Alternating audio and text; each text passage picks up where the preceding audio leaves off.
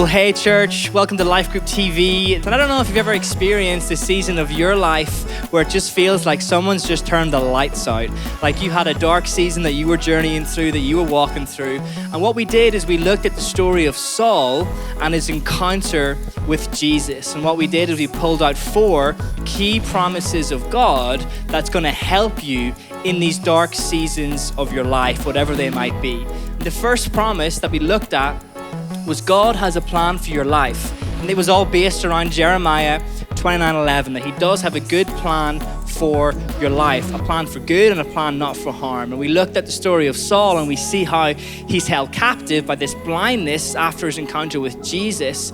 But it's really evident in the story that Jesus did have a plan and God did have a plan for Saul's life. And the second point that we looked at today, the second promise that we extracted from this incredible encounter with Saul, is that God gives hope in the dark. God gives hope in the dark. And what we looked at was actually when Saul was blind, God was able to bring someone in to give him hope in the dark. He had a vision of someone coming in, laying hands on him, and he would be healed. And what was really cool is that you see this in the story and you see it come to pass.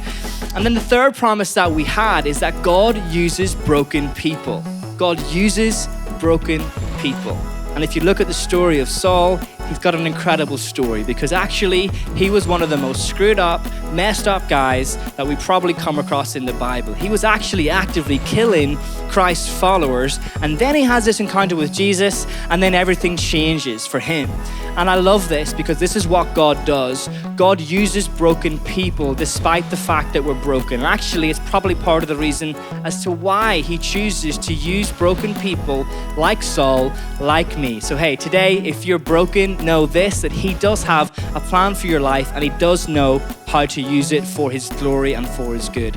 And then the final promise that we looked at today is that God turns things right side up. In other words, he takes the situation in your world that just feels impossible right now and he shifts your perspective. He helps challenge those negative thought patterns in your mind and he gives you a fresh perspective. And we looked at that in the story of Saul today. So there you have it, 4 key promises of God for you to discuss in your life groups this week. And I know that it's going to be a great conversation. So hey, check out the whole thing online and hey, we'll see you same time, same place next week.